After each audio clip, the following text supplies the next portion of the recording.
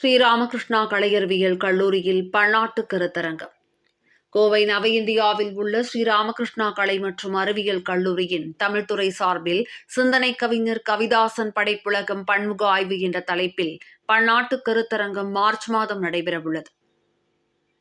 இதில் சிந்தனை கவிஞர் முனைவர் கவிதாசன், இயக்குனர், ரூட்ஸ் இந்திய நிறுவனர் மற்றும் செயலர் சச்சிதானந்த ஜோதி நிகேதன் பன்னாட்டு பள்ளி மேட்டுப்பாளையம், முனைவர் PL சிவகுமார், முதல்வர் மற்றும் செயலர் ஸ்ரீராமகிருஷ்ணா கலை மற்றும் அறிவியல் கல்லூரி, முனைவர் C சித்ரா, தமிழ்துறை தலைவர் பாரதியார் பல்கலைக்கழகம், முனைவர் தா விஸ்வநாதன், கருத்தரங்க ஒருங்கிணைப்பாளர் ஸ்ரீராமகிருஷ்ணா கலை மற்றும் அறிவியல் கல்லூரி ஆகியோர் முன்னிலையில் நடைபெறவுள்ளது. தமிழ் இலக்கிய படைப்புகளில் தனித்துவம் மிக்கவராய் திகழும் கவிதாசன் அவர்கள் இதுவரை 60க்கும் மேற்பட்ட கட்டுரை தொகுப்புகள், 25க்கும் மேற்பட்ட கவிதை தொகுப்புகள், தன்னம்பிக்கை மேடை பேச்சுகள், கவியரங்க பதிவுகள், இலக்கியம் படைப்பதோடு நில்லாமல் பல இலக்கிய அமைப்புகள் மூலம் புதிய படைப்பாளர்களை உருவாக்கி வருபவர். ஆகவே அவருடைய படைப்புகளை கருவாக கொண்டு இப்பன்னாட்டு கருத்தரங்கம் ஏற்பாடு செய்யப்பட்டுள்ளது. இதன்படி சிந்தனை கவிஞர் கவிதாசனின் கவிதைகள், கட்டுரைகள், கவியரங்க கவிதைகள், மேடை பேச்சுகள், வானொலி மற்றும் தொலைக்காட்சி உரைகள் ஆகிய தளங்களில் கட்டுரைகள் வரவேற்கப்படுகின்றன. பேராசிரியர்கள், பல்துறை ஆய்வாளர்கள், கல்லூரி மற்றும் பள்ளி மாணவர்கள், தமிழ் ஆர்வலர்கள் அனைவரும் இக்கருத்தரங்கிற்கான கட்டுரை வழங்கலாம். தேர்ந்தெடுக்கப்படும் கட்டுரைகள் கருத்தரங்க நாளன்று ISBN எண்ணுடன் புத்தகமாக வெளியிடப்படுவதோடு கட்டுரையாளர்களுக்கு கட்டுரை புத்தகங்களும் இலவசமாக வழங்கப்பட உள்ளன. கட்டுரையாளர்கள் எந்தவித பதிவு கட்டணம் செலுத்த வேண்டியதில்லை. கருத்தரங்க நாளன்று மதிப்பீட்டாளர்களால் தேர்ந்தெடுக்கப்படும் சிறந்த 10 கட்டுரைகளுக்கு தலா ரூபாய் 10,000 பரிசுத் தொகை வழங்கப்பட உள்ளன. மேலும் பல்துறை சாதனையாளர்களை பெருமைப்படுத்தும் வகையில் பல விருதுகளும் சான்றிதழ்களும் வழங்கி கௌரவிக்கப்பட உள்ளன. அனைவருக்கும் வணக்கம். ஸ்ரீ ராமகிருஷ்ணா கலை மற்றும் அறிவியல் கல்லூரி எனது படைப்புகளை குறித்த ஒரு பன்னாட்டு ஆய்வரங்கத்தை செய்திருப்பதை எண்ணி நான் மகிழ்ச்சி அடைகிறேன். இந்த கல்லூரியினுடைய நிர்வாக அரங்காவலர் திருமிகு சுந்தர் அவர்களுக்கும், இணை நிர்வாக அரங்காவலர் திரு நரேந்திரன் அவர்களுக்கும், முதன்மை ஆலோசகர் இதற்கு இருக்கக்கூடிய கல்லூரியின் முதல்வர் முனைவர் PL சிவகுமார் அவர்களுக்கும், இதை எடுத்து ஒருங்கிணைத்து செய்கிற அன்பு தம்பி தமிழ்துறை தலைவர் முனைவர் விஸ்வநாதன், உதவி பேராசிரியர் ஜெயபால் ஆகியோருக்கு என்னுடைய வணக்கத்தை தெரிவித்துக் கொள்கிறேன். அது உடைந்து வல்லுநர் குழுவாக பல்வேறு கல்லூரியில் உள்ள பேராசிரியர் பெருமக்கள் இணைந்து செயல்படுகிறார்கள். ஒரு படைப்பாளிக்கு முக்கியம் என்னவென்று கேட்டால் அவருடைய படைப்பு தான் முக்கியம். படைப்பாளி என்கிற ஒரு மனிதரை விட்டுவிட்டு அவருடைய படைப்பு இந்த சமுதாயத்திற்கு எந்த அளவிற்கு பயன்படுகிறது என்ற நோக்கில் இந்த ஆய்வை அவர்கள் எடுத்து செல்லுகிறார்கள். 20 தலைப்புகளில் பன்முக ஆய்வாக இருக்கிறது. ஆக நான் கடந்த 40 ஆண்டுகளாக கல்லூரிகள், பள்ளி, தொழிலாளர் என்று பல தளங்களில் கருத்துக்களை விதைத்து வருகிறேன். எப்படி என்று கேட்டால், மனிதன் நினைத்தால் தன்னுடைய வாழ்க்கையை மாற்றிக்கொள்ளலாம் என்கிற அளவில் என்ற கருத்துக்கள் சேருகிறது. ஏனென்று கேட்டால், மனிதனுடைய வாழ்க்கைக்கு அடிப்படை காரணமாக அமைவது அவனுடைய எண்ணங்கள் தான் செயலாக மாறுகிறது. செயல்தான் அவருக்கு வெற்றியாக வருகிறது. ஆகவே ஒருவர் தன்னுடைய சிந்தனையை மாற்றினால் வாழ்க்கையை மாற்றிக்கொள்ளலாம் என்ற அடிப்படையில் பல இடங்களில் சொல்லி பலரும் வெற்றி அடைந்திருக்கிறார்கள். மனித வாழ்க்கையை மாற்ற முடியும். இது என்னடா வாழ்க்கை என்று சொல்லாமல் இது என்னோட வாழ்க்கை என்று சொன்னால் ஒவ்வொருவரும் வெற்றி அடைய முடியும். எப்படி விதைக்குள் விருட்சம் இருக்கிறதோ அதுபோல ஒவ்வொரு மனிதனுக்குள்ளும் அவர் சாதிப்பதற்கான ஆற்றல் இருக்கிறது என்பதுதான் புத்தகங்களில் சொல்லப்பட்டிருக்கிறது. ஆனால் அந்த புத்தகங்களை வாசித்த மாணவர்கள், பேராசிரியர்கள் எல்லாம் ஒன்று சேர்ந்து இதை இன்னும் கொஞ்சம் விரிவுபடுத்தி எளிமைப்படுத்தி மாணவர்களுக்கும் இந்த உலகத்திற்கும் சேர்க்கிற முயற்சி எடுத்திருக்கிறார்கள். அவர்களை நான் நெஞ்சார வணங்கி பாராட்டுகிறேன். தமிழ் மீது இருக்கிற ஆர்வம் குறைந்து வருவதாக போக்கு இருக்கிறது. இப்பொழுது எடுத்துக்கொண்டீங்கன்னா மேல்நிலை வகுப்புகளில் CBSE பாடத்திட்டத்தில் +2 படிக்கிறவங்களுக்கு தமிழே கிடையாது. அந்த அளவிற்கு மேலே வர அது தமிழ் மீது இருக்கக்கூடிய ஆர்வம் குறைந்து வருவதாக ஒரு புறம் இருக்கிறது. ஆகவே அதையெல்லாம் மாற்றி அமைக்க வேண்டும். மகாகவி பாரதி சொல்லுகிறார். அவர் சொல்லவில்லை, ஒரு பேதை சொன்னதாக அவர் சொல்லுகிறார். மெல்ல தமிழினி சாகும், அந்த மேற்றிசை மொழிகள் புவிமிசை ஓங்கும் என்று அப்பவே சொல்லியிருக்கார். ஆனால் தமிழ் என்பது ஒரு மொழி மட்டுமல்ல, அது கலாச்சாரம், வாழ்வியல் தத்துவங்களை உள்ளடக்கியது. ஒரு மனிதன் எப்படி வாழ வேண்டும் என்ற முறையை நமக்கு சொல்லியிருக்கிறது. நாம் ஒரு மரத்தை பார்க்கிறோம், அந்த மரத்தினுடைய இலைகளும் கனிகளும் புதிதாக வந்து கொண்டே இருக்கிறது, ஆனால் அதனுடைய வேர் பழமையாக இருக்கிறது. அதுபோல்தான் நம் சமுதாயத்தின், தமிழ் சமுதாயத்தினுடைய அடிப்படையாக இருக்கக்கூடிய அந்த பண்பாடுகள் அடுத்த தலைமுறைக்கு கொண்டு போய் சேர்க்க வேண்டிய பொறுப்பு நமக்கு இருக்கிறது. இந்த ஆய்வு அந்த வகையில் வெளிப்படும் என்று நினைக்கிறேன். ஆகவே ஓங்கி தமிழ் வாழும் உலகை இனிது ஆளும் என்றுதான் நாம் கொண்டு போக வேண்டும். பல இப்பொழுது சோஷியல் மீடியா என்று சொல்லக்கூடிய சமூக ஊடகங்களில் நிறைய பேர் அவர்கள் எழுதுகிறார்கள், கவிதை எழுதுகிறார்கள், கருத்தை பதிவு செய்கிறார்கள். ஒவ்வொருவரும் ஒரு செய்தியாளராக அல்லது கருத்து பரிமாற்றமாக சென்று கொண்டிருக்கிறது. படைப்பு என்பது மொழியை தாண்டிய விஷயம். ஒரு மொழிக்கு மட்டும் சொந்தமல்ல. ஒரு படைப்பாளியினுடைய படைப்பு உலகத்தில் இருக்கக்கூடிய பல மொழிகளில் மொழியாக்கம் செய்வதற்கான வாய்ப்பு இருக்கிறது. திருக்குறளை எடுத்துக்கொண்டால் 110 மொழிகளுக்கு மேல் அது மொழியாக்கம் செய்து வாழ்வை உயர்த்துகிறது. நான் பேசுகிற கருத்து, எழுதுகிற கருத்து ஒரு 5 நிலைகளில் தான் இருக்கும். தன்னம்பிக்கை குறித்து இருக்கும், அவங்களுடைய ஆற்றலை மேம்படுத்தக்கூடியதாக இருக்கும், அதற்கடுத்தது அணுகுமுறை எப்படி இருக்க வேண்டும் என்பதை குறிக்கும். ஆக வளர்ந்து வருகிற மாணவர்கள், இளைஞர்கள் நன்றாக கல்வியிலே கவனம் செலுத்த வேண்டும் என்று இருக்கும். ஏனென்று கேட்டால் கல்வியின் வேர்கள் கசப்பானவை என்றாலும் அதனுடைய கனிகள் இனிப்பானவை. சாதனை படைத்த அத்தனை மனிதர்கள் எடுத்துக்கொண்டால் அவர்கள் கல்வியை நன்றாக கற்று மேலே வந்திருக்கிறார்கள். படிக்காத மனிதர்களும் சாதனை படைத்திருக்கிறார்கள். அதை நான் இல்லை என்று மறுக்கவில்லை. ஆக நம்முடைய சங்க இலக்கியங்களில் இருக்கக்கூடிய அந்த அறிவு சுரங்கத்தில் மூழ்கி மூழ்கி முத்தெடுத்து அடுத்த தலைமுறைக்கு கொடுக்க வேண்டும் என்பதுதான் நோக்கம். பொதுவாக சொல்லப்பட்ட கருத்தாக இருந்தாலும் வளருகிற சமுதாயத்தில் சமுதாயத்தோடு ஒட்டிய மொழியில் கருத்துக்கள் சொல்லுகிற பொழுது அவர்களுக்கு போய் சேரும்.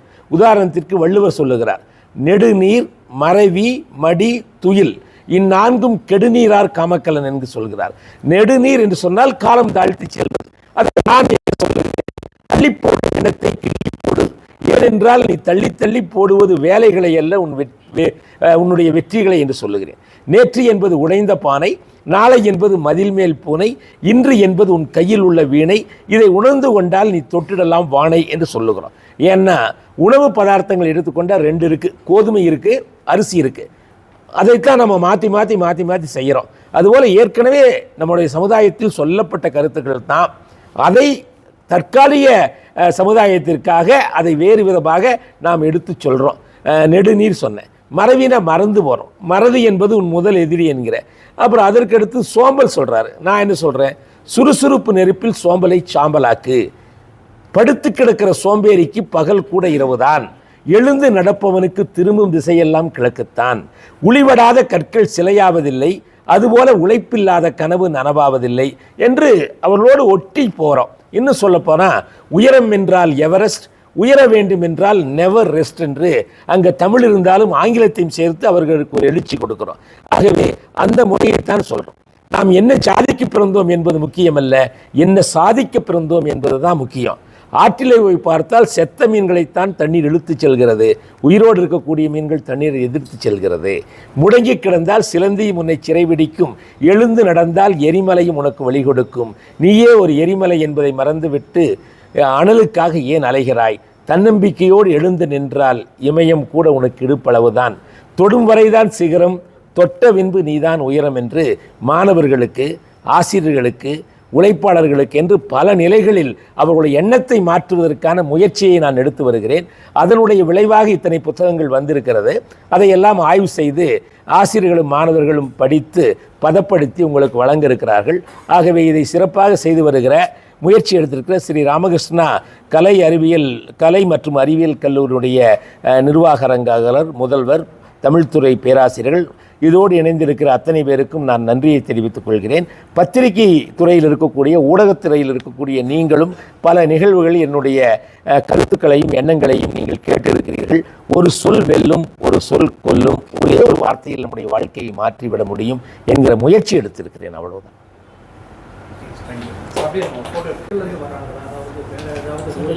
ஆமாம், வெளிநாடுகள்லேருந்தும் குறிப்பாக வருதுங்க. எனக்கு தெரிஞ்சு சிங்கப்பூர், மலேசியா, யூஎஸ்ஏலேருந்து கூட நண்பர்கள் தொடர்பு கொண்டுட்ருக்காங்க. குறிப்பாக தமிழாசிரியர்கள் தமிழ் சார்ந்த பணிகளில் சிங்கப்பூர் மலேசியாவிலலாம் நிறையா பணிகள் செய்து கொண்டிருக்காங்க நண்பர்கள். அவரெல்லாம் எங்களோடு தொடர்பு கொண்டிருக்காங்க, கட்டுரைகள் அனுப்பதாக சொல்லியிருக்கிறாங்க. அது பற்றி தொடர்ந்து கலந்து ஆலோசிச்சுட்டு இருக்கோம். வந்துட்டுருக்கு, கட்டுரைகள் வந்துட்டுருக்கு. பன்னாட்டு கருத்தரங்கம் என்பது நம்முடைய இந்தியா தவிர மேலை நாடுகளிலிருந்து நம்மளுக்கு கட்டுரைகள் வரவிருக்கு. இப்போ பல்வேறு தலைப்பு கொடுத்துருக்கு. ஆமாங்க. அதில் 10 மாத்திரம் எப்படி சிறந்ததாக எந்த கோட்பாடு? அது தேர்வுக்குழு முடிவு செய்யும். குறிப்பாக வந்து நம்ம பன்முக ஆய்வு, படைப்புலகம் பன்முக ஆய்வு என்ற அடிப்படையில் கொடுத்துருக்குறோம். அதில் வந்து கட்டுரைக்கான சில வரைமுறைகள் இருக்குது.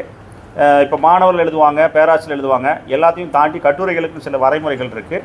அந்த வரைமுறைகளை பின்பற்றி அந்த கட்டுரை இலக்கணங்களோடு சொல்ல வருகின்ற கருத்தை சீர்படுத்தி அவர்கள் சொல்லியிருந்தால் நம்ம அந்த கட்டுரையாளர்களுக்கு அந்த தேர்வின் அடிப்படையில் பரிசுகளை வழங்க உள்ளோம்.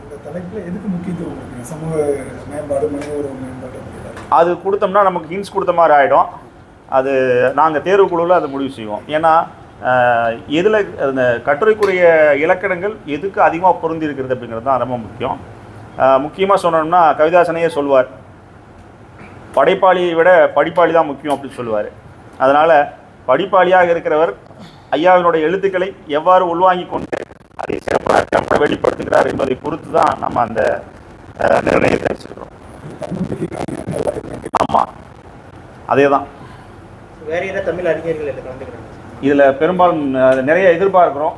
முக்கியமான பேராசிரியர்கள், சான்றோர் பெருமக்கள், குறிப்பாக நிறைய, அதாவது ஐயாவை போலவே ஐயாவுக்கு நண்பர்களாக இருக்கக்கூடிய நட்சத்திர பேச்சாளர்கள் எல்லோருமே இந்த நிகழ்ச்சியில் கலந்து கொள்வார்கள். பெரும்பாலும் உறுதியாக கலந்து கொள்வார்கள்னே சொல்லலாம். எழுதலாம். டாபிக் கொடுத்துருப்பாங்க. அதில் நம்ம ஒரு 20 டாபிக் கொடுத்துருக்குறேங்க. அது என்ன ஒரு வழிகாட்டில் ஒரு கைட்லைன் தானே ஒழிய அதுக்கு மேலும் அவங்க வந்து, ஏன்னா படிக்கிறவர்களுக்கு நிறைய எண்ணங்கள் தோன்றலாம், நம்ம அதை வந்து ரெஸ்ட்ரிக்ட் பண்ண முடியாது.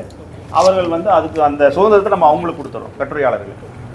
நீங்கள் இதை மென்ஷன் பண்ணும்போது வந்து சிந்தனை கவிஞர் கவிதாசனின் கவிதைகள் கட்டுரைகள் சொல்லிட்டு, கவிதாசன் ஐயா வந்து அவருடைய படைப்புலகம் என்பதை கடந்து அவர் ஒரு மிகச்சிறந்த தன்னம்பிக்கை பேச்சாளர் அப்படிங்கிறது தான் மிகப்பெரிய அடையாளம் அப்படின்னு நாங்கள் பார்க்குறோம்.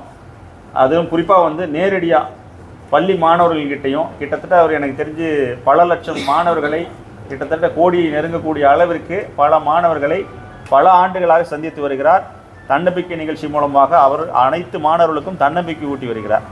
அப்படி பார்க்கிற பொழுது அந்த சமயங்களிலே ஐயா அவர்கள் ஆற்றிய உரை என்பது பல இடங்களிலே பதிவாகி இருக்கின்றன, சமூக வளங்களில் பகிரப்பட்டிருக்கின்றன. அவை எல்லாமே நம்ம ஆய்வுக்கு எடுத்துக்கிறோம். குறிப்பாக சொல்லணும் அப்படி சொன்னோம்னா ஐயாவுடைய பேச்சாற்றல் என்பது மிக மிக முக்கியம்.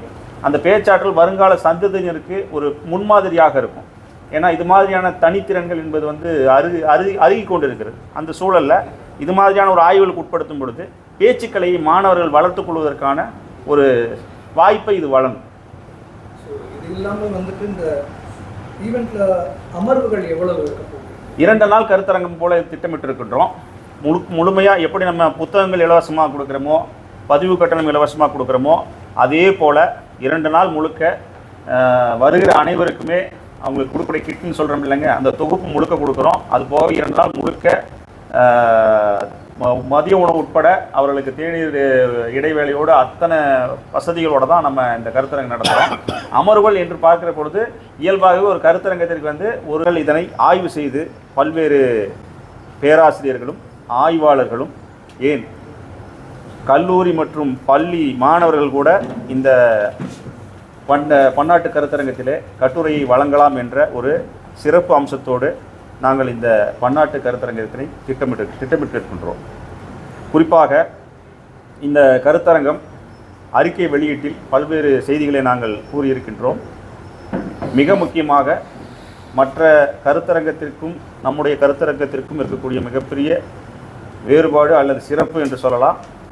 அது எந்த கட்டுரைக்குமே நாங்கள் எந்த பதிவு கட்டணமும் நாங்கள் பெறவில்லை. ஆகையினாலே அனைத்து கட்டுரைகளுக்கும் பதிவு சான்றிதழ், பதிவு கட்டணம் என்பது இலவசமாக கொடுக்கின்றோம். மேலும் தேர்வாகக்கூடிய கட்டுரைகள் அனைத்துமே கருத்தரங்க நாளின் போது நாங்கள் அநேகமாக இந்த கட்டுரைகள் வழங்குவதற்கான தேதி இந்த மாத இறுதி வரைக்கும், பிப்ரவரி மாதம் இறுதி வரைக்கும் நாங்கள் கொடுத்திருக்கின்றோம். நீட்டிப்பு செய்திருக்கின்றோம். கருத்தரங்கம் வந்து மார்ச் மாதத்திலே தேதி பின்னர் அறிவிக்குமாறு நாங்கள் சொல்லியிருக்கின்றோம். கட்டுரைகள் கிட்டத்தட்ட வந்த வண்ணம் உள்ளன. கிட்டத்தட்ட நாங்கள் ஒரு 200க்கும் மேற்பட்ட கட்டுரைகள் வரும் என்று எதிர்பார்க்கின்றோம். அப்படி நாங்கள் பெற்றுக்கொண்ட கட்டுரைகள் அனைத்துமே கவிதாசன் படைப்புலகம் பன்முக ஆய்வு என்ற பெயரில் 4 பகுதிகளாக புத்தகங்களாக ஆக்கம் செய்யப்பட்டு வெளியிடப்பட உள்ளோம் என்பது மிக முக்கியமான ஒரு செய்தி. அதிலும் குறிப்பாக அந்த புத்தகங்களும் ஆய்வாளர்களுக்கும் கட்டுரையாளர்களுக்கும் இலவசமாக நாங்கள் அன்று வழங்குவதாக இருக்கின்றோம். மேலும் இந்த கட்டுரை எழுதக்கூடிய கட்டுரையாளர்களில் 10 சிறந்த